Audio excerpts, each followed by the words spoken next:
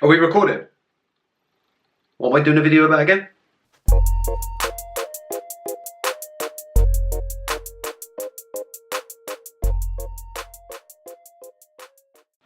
Welcome to my channel. If you're new here, this channel is all about me talking about the ways that I feel, looking at the things that happen to me and how that relates to my life today and how I still try to thrive in my life in spite of some of the ways that I feel. So if that feels like it might be of use to you, then please remember to subscribe and turn on the notifications so you know each and every time I post a video. So today is talking about my forgetfulness, yeah? And how the fact that I forget a lot of stuff has little to do with having a bad memory. Obviously, when it comes to my childhood, there's quite a bit of my childhood that I don't remember, right? My memory of that is hazy. And the obvious answer to that, right, is that I've blocked a lot of it out, and I learned as a young person, right, to be able to tune out. And that's very, very important because I recognize that I'm still doing this a lot in my life today. So within my house, my wife will get so annoyed with me when I'm always seem to be forgetting conversations that we had, right? And it frustrates me, yeah? Just yesterday, when I was walking down the stairs, and my wife asked me to grab something for my daughter, and I was back up within 2 minutes, and I completely forgot.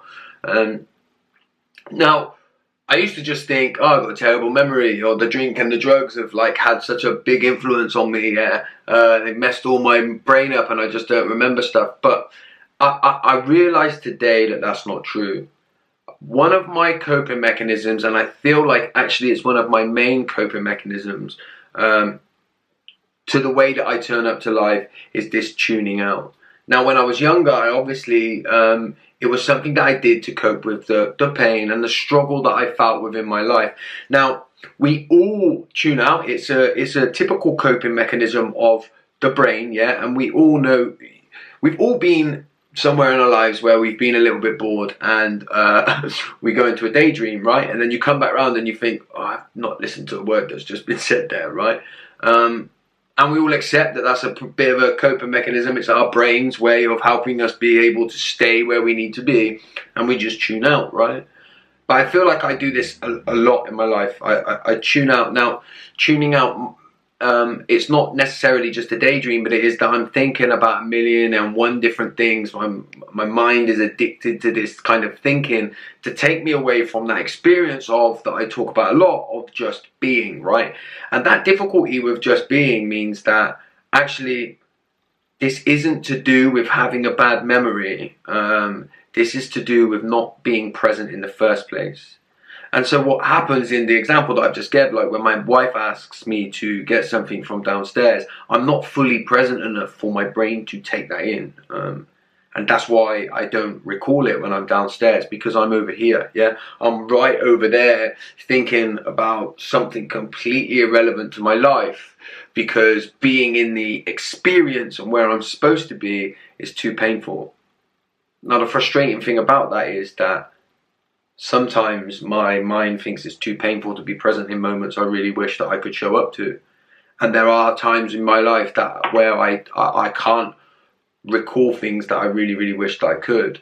And it's frustrating, and it can be very frustrating for me and the people around me, because I see it can, in the end, it can come across like a lack of care. It's like I'm not interested, like I don't want to show up to where I'm supposed to be. And that really isn't the case. It's just my brain and my mind acting in the way that it does to cope with the way that I experience the world. And so it's frustrating and it's hard, right? And what it means is that the people around me need to kind of have some understanding. I have to be in a place sometimes where I have to kind of explain myself, when the reality is there's nothing to really explain. And like I say, when it can come across as that not caring, yeah, like I don't want to be there, that's really, really not the case. And so there's a lot of understanding needed to be around someone like me a lot, right? And the way that I tackle that is by trying to be as present as often as I can. But what I do know is that when I'm triggered, then I'm gone. Yeah, something can trigger me, and I'm going to do a video maybe next week, about how being a parent is very, very triggering.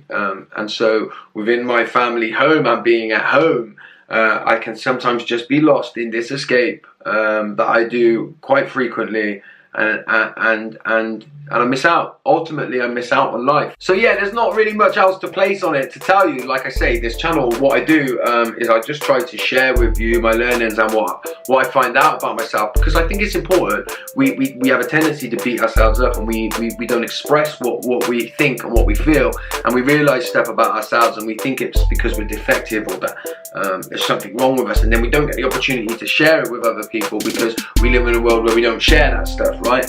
So I'm hoping there's been a little bit of a light bulb moment for some people.